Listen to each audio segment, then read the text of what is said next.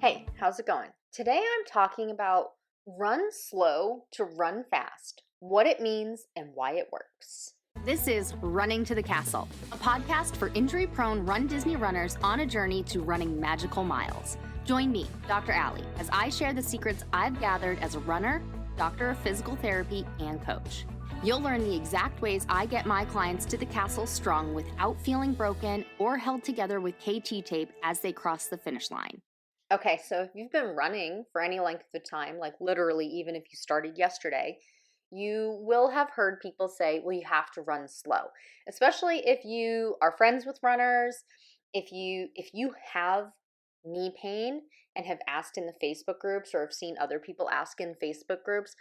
And whenever somebody says, "Oh, I have knee pain, I was feeling good for the first like month or so and now it hurts when I sit too long. I can't go downstairs. It's just aching. I can't get comfortable." Somebody will say, you have to run slow. And then, even if you don't have knee pain, people will say, they'll ask, how do I get faster? I want to improve my time. I've been running for 3 or 4 months and I can't seem to get any faster. I was getting faster in the first couple of weeks and then it just plateaued and I just can't get any faster. And you'll hear people say, run slow to run fast. So what the heck does that mean? Because it's an oxymoron. It does not make sense until you hear it this way. Run slow to run fast means that 80% of your running should be a conversational, slow pace.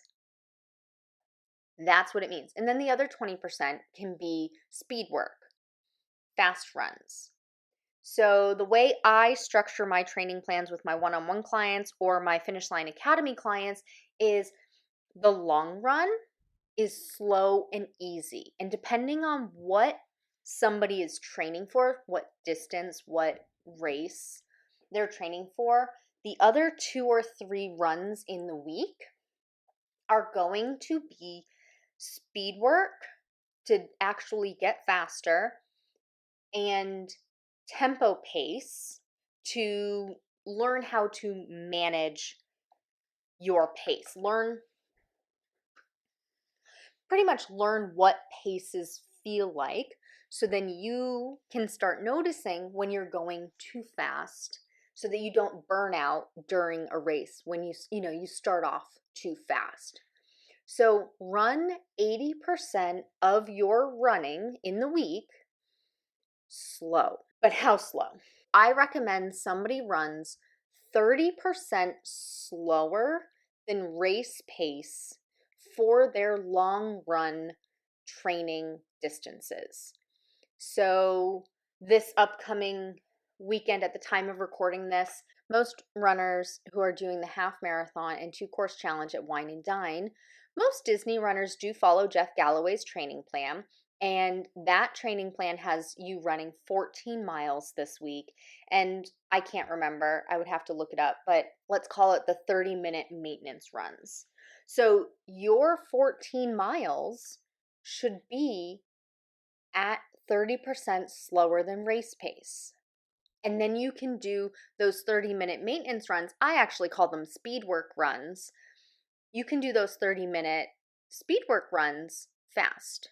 And depending on what you're training for is going to determine how fast. So I like runners who are doing run walk method to do a 30-20-10 in a speed work. So that's 30 seconds of jogging. That's super duper slow.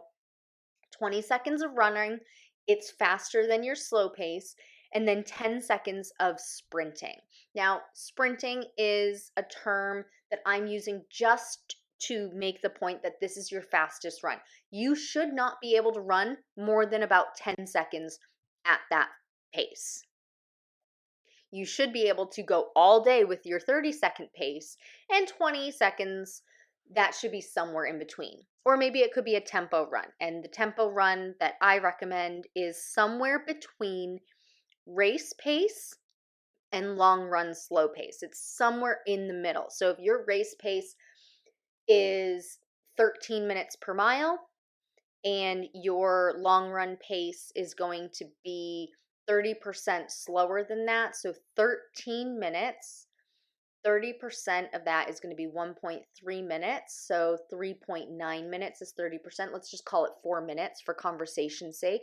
So your long run pace should be 17 minutes. So your tempo pace could be, let's call it smack dab in the middle, 15-minute pace. That's getting you to be able to run for a period of time at a 15-minute per mile pace.